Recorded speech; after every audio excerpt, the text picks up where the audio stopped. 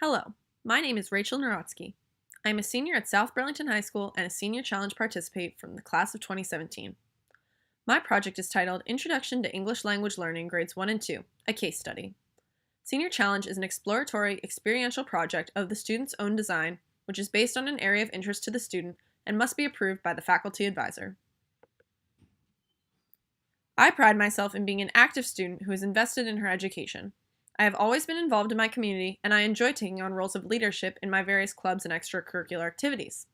I am a co-director of my school's Refugee Outreach Committee, writer and editor for my school's newspaper, vice president of Vermont State DECA, secretary of the SBHS Future Educators of America, as well as a tutor at Frederick H. Tuttle Middle School, King Street Youth Center, the Heritage Learning Program. I am constantly engaging with children, and I believe that this direct work solidifies the fact that I want to be an ELL teacher. I took on the Senior Challenge experience because I have always enjoyed challenging myself in all aspects of my life, but particularly in my academics. There are no courses offered at the high school level on how to teach a second language, so I decided to create my own. In this fiscal year alone, more than 8,000 refugees have come to America. In 2015, there were 43.3 million immigrants living in the United States. Overcoming language barriers through ESL instruction creates opportunities for success for refugees and immigrants through education, employment, and other forms. In this fiscal year alone, over 8,000 refugees will move to America, where more than 43.3 million immigrants already live. Learning English upon their arrival is crucial to their success. ESL, English as a Second Language, researchers suggest that the optimum age to begin learning a foreign language is between ages 11 to 13, but the abilities of 7 to 8-year-olds are often underestimated. The most efficient evaluation of a child's continued success is through oral assessment. The Senior Challenge participant will incorporate the fundamentals of the WIDA, World-Class Instructional Design and Assessment Consortium, for social and instructional language development to teach basic vocabulary to 3 Vermont immigrants, 1 first grader from Angola, and 2 second graders from China and Congo. The participant will utilize proven visual cues such as flashcards, worksheets, and games in specifically themed areas such as classroom items, household items, body parts, and articles of clothing to enhance learning. The Senior Challenge participant will assess the level of performance through pretest, mid-test, and final oral evaluation for all 3 students that will demonstrate their achievements in speaking and listening.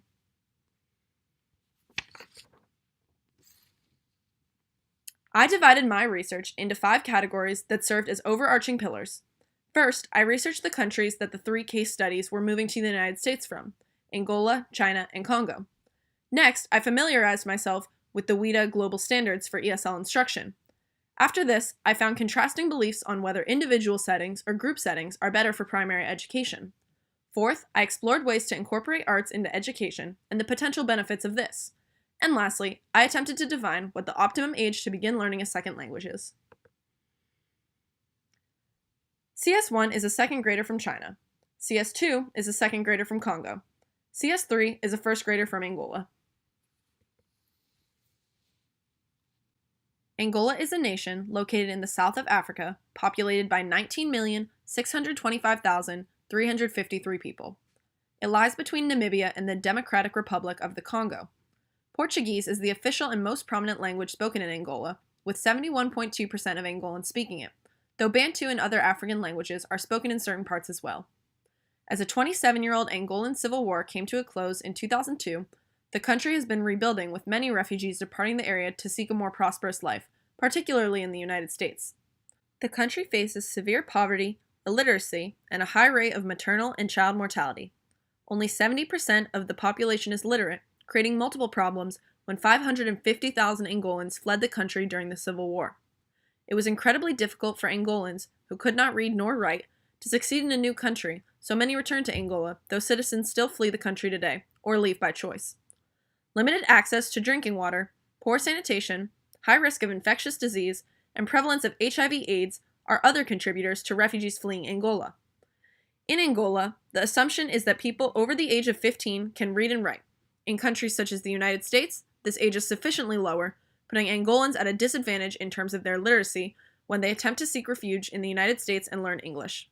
The school life expectancy of Angolans in primary to tertiary education is 10 years, 13 for males, 8 for females, which is also significantly lower than that of the United States. Another African country with a high percentage of fleeing citizens seeking refuge in other countries is the Republic of the Congo. It is crucial to understand the difference between Congo and the Democratic Republic of the Congo when speaking about these two nations. They border each other in Africa, yet the DR Congo is significantly larger than Congo in terms of land and population. Congo is also referred to as Congo-Brazzaville and lies on the Congo River with a population of 4,852,412 people. The country is located between Angola and Gabon, with French spoken as the official local dialect. The Republic of Congo gained its independence in 1960, but the country has suffered socioeconomically since this date. A 1997 civil war created a political and ethnic disruption that was not resolved until a final peace accord in 2003. The instability of the country's government has created a large population of fleeing Congolese citizens in addition to those leaving by choice. The nation suffers from a low life expectancy and high death rates due to AIDS, poor sanitation facilities, and high risk of acquiring major infectious diseases such as malaria and typhoid fever. Only 6.2% of the country's gross domestic product goes towards their education expenditures, which is the reason for only 79.3% of Congolese people over the age of 15 having the ability to read and write. Students are only expected to be in primary to tertiary school for an average of 11 years, mainly due to the fact that 25% of children ages 5 to 14 are involved in child labor. In a country so stricken by poverty and political crisis, children are given few opportunities for schooling due to the demand for their work in positions of labor. Though China is governed quite differently from the smaller nations in Africa, all of these countries have high populations of citizens leaving to seek refuge in a developed country like the United States or leaving by choice. With a population of 1,382,710,000, this communist state is the second largest country in Asia. The official language of China is Standard Chinese or Mandarin. Famine, military defeat, and a constantly changing civilian status has made Chinese citizens flee the country throughout the 19th and 20th centuries. Communists have imposed strict controls over everyday life of its citizens, but living standards have improved dramatically for the Chinese people. In such a large country, there are multiple languages and religions, though most citizens are Mandarin-speaking atheists. Though the people of China have suffered from issues with their government, their literacy is quite phenomenal in comparison to Congo and Angola. Students are only in school for an average of 14 years from primary to tertiary education, yet 96.4% of people over the age of 15 can read and write and therefore are considered to be literate. All but 1.8 of Chinese males over the age of 15 are literate in Chinese. This allows Chinese citizens an easier transition to a new country if they are already fluent in their native language in comparison to an African refugee or immigrant who may be struggling to learn just one language. Strict governing sends families from across China to seek new homes in the United States. To ensure that educators can gauge their pupils' successes with English language acquisition, the world-class Instructional Design and Assessment WIDA Consortium was formed. With 39 state education agencies and over 200 international schools belonging to the consortium, it is universally known and trusted. The consortium standards were divided by age group, so ESL learners know where they place grade-wise in the U.S. school systems. Each age group has a set framework and can-do descriptors as defined by WIDA. Social and instructional language is the first standard that addresses conversational language divided into 4 subcategories: listening, speaking, reading, and writing. These are the 4 components of language development that must be achieved in order to be at one's age level in WIDA standards. The levels of achievement are ranked 1 to 5, with 1 being entering, 2 as beginning, 3 as developing, 4 as expanding, and 5 labeled as bridging. Level 6 is when a student is reaching the standard for the particular subcategory. WIDA's can-do descriptors list the specific tasks that an English language learner must be capable of performing in order to be considered proficient with visual, graphic, or interactive support. Students in grades levels 1 and 2 should be able to initiate conversations with their peers and teachers, speaking, interpret information from oral reading, listening, produce sentences and compose stories, writing, and use learning strategies like context clues and identifying main ideas, reading. Each subcategory has 4 specific tasks required of an ESL learner to be considered reaching at this particular level. In a case study, the best way to incorporate WIDA to assist in a student's evaluation is through the can-do descriptors. If a student is reaching the standards at level 6 in each of the 4 subcategories, then they are on the track with their grade level in the U.S. school system as defined by the WIDA Consortium.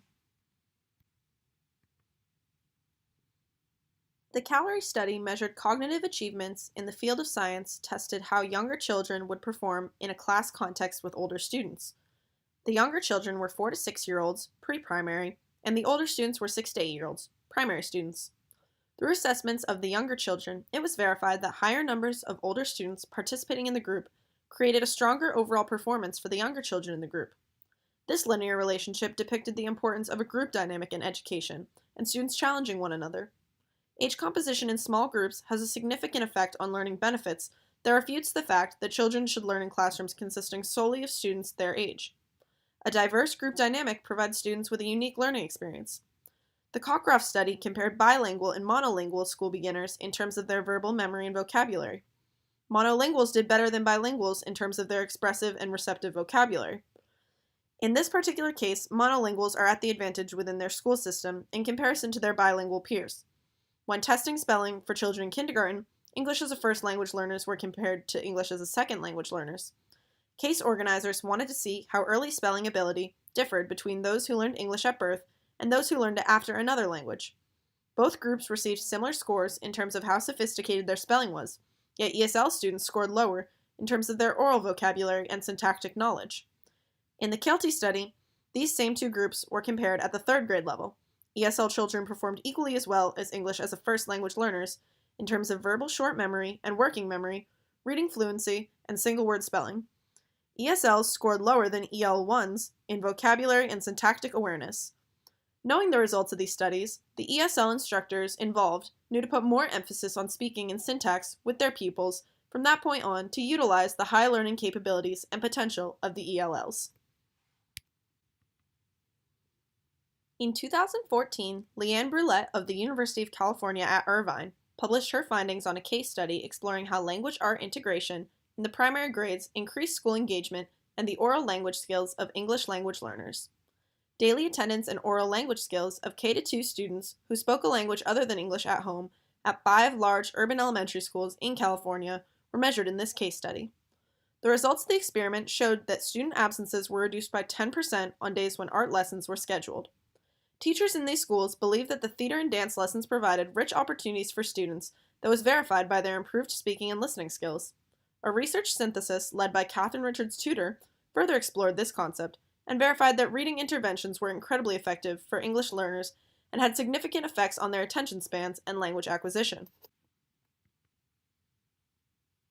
Recent publications are beginning to refute previous beliefs, such as the premise that the earlier you begin learning a language, the better. In the Burstall report on primary French in the balance, children who were introduced to French as a second language at the age of 8 scored lower on French language tests given when they were 13 than students who studied French for the same length of time but were 2 years older than the experimental children. In this case study, early introduction to French did not create the better performance that was expected. Children of an older age scored better on the French language tests after the same length of instruction.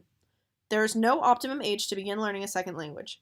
Acquisition will depend on the language being learned and the literacy of a learner in their first language. I have concluded that there is no optimum age to begin learning a second language. There is a plethora of external factors that are subject to change in the situation of new language acquisition that make it impossible to pinpoint the exact age that is ideal. Home country, attention span, desire or level of urgency to learn, and other extrinsic and intrinsic motivators are all influential in how well a student will do when learning a second language. In terms of proven strategies, I have verified that arts incorporation is a beneficial tool in primary ESL instruction. On Monday, February 13th, CS1 and CS2 played a matching card game with me. CS1 left the table 4 times in the 30 minutes in search of a new activity. CS2 left the table twice. On Thursday, February 16th, CS1 and CS2 played the same matching card game, except each had a handful of Play-Doh to keep in their hands when it was not their turn. Neither CS1 nor CS2 left the table for the entirety of the 30-minute game. Throughout my internship, I utilized Play-Doh, coloring, worksheets, and other tools as arts incorporation to better the attention span of CS1 and CS2 while working on their vocabulary acquisition. I assessed CS1, CS2, and CS3 3 times throughout the 2016-2017 academic year. Their pretest was in October, mid-test in January, and final test in April. Each test was approximately 3 months away from one another. Each test was twofold with a speaking portion and a listening portion. The speaking portion consisted of seeing a written word, then being able to say it out loud without assistance. The listening portion consisted of hearing a word, said audibly, then pointing to a picture of it with 3 pictures as options. Each test consisted of 10 words listening and 10 words speaking. Each word group consisted of 10 words, and each one had 3 3-letter words, 3 4-letter words, 3 5-letter words, and 1 bonus word, which was a compound word of 2 easier words that were familiar. The pretest, mid-test, and final test were created to be the same level of difficulty. CS1 and CS2 are in 2nd grade, CS3 is in 1st. CS3 moved school districts on January 30th and was unable to be assessed in the final evaluation. Each of my 3 case studies showed that they were consistently expanding on their vocabulary and memory as I evaluated their speech and English listening skills over time. From assessment to assessment, each child either mastered more words than the previous assessment or remained at a plateau. No one performed worse than a previous assessment.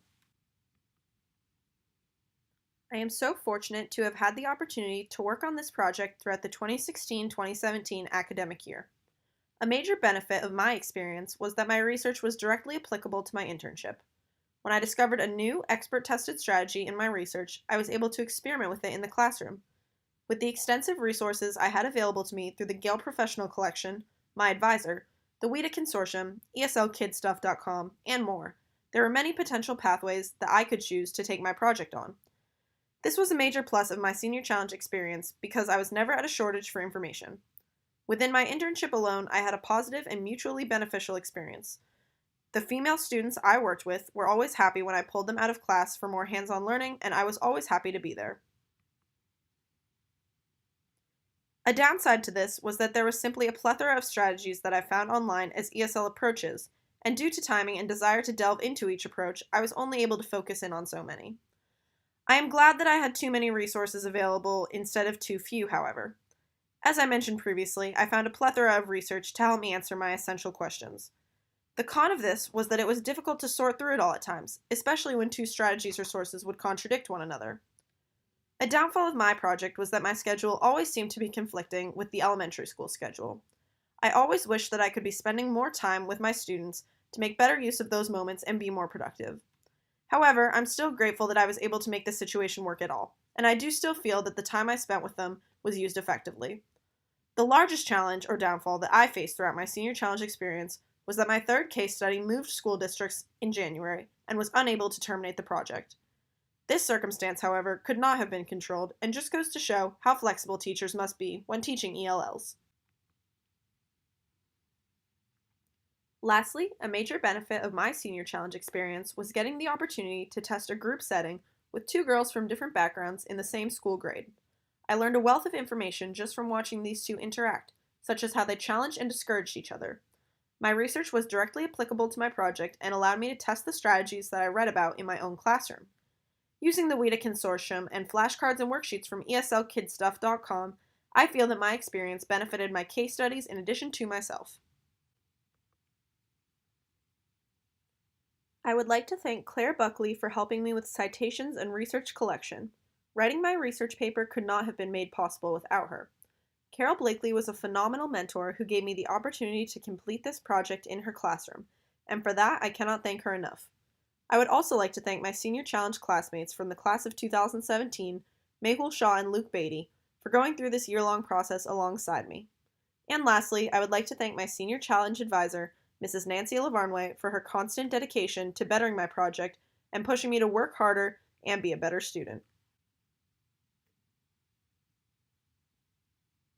Rachel began her Senior Challenge Introduction to ELLs, a case study, in late October, and from the beginning her interest was apparent. It was not an easy task to mesh high school schedules with those at the elementary level, but Rachel took charge, working with me to align schedules in order to optimize her time and provide a supplement to the students' instructional programs. As with anything, there were many adjustments along the way. These challenges were always met with a positive, flexible attitude, even if they came out of the blue, which is often the case in an elementary school. If one of her students was involved in a classroom instruction, she would begin with the students who were available and incorporate others as they came along. Rachel had a great rapport with her students, and they looked forward to the days Rachel would be in school. The small workspace provided a supportive setting for Rachel's work with these beginning English language learners. Pictures, games, books, and words were always close at hand and very accessible to all. Rachel's reliability and initiative made it a pleasure to work with her. We found that the key to successful partnership is open and ongoing communication. With that, great things are possible. Thank you, Rachel.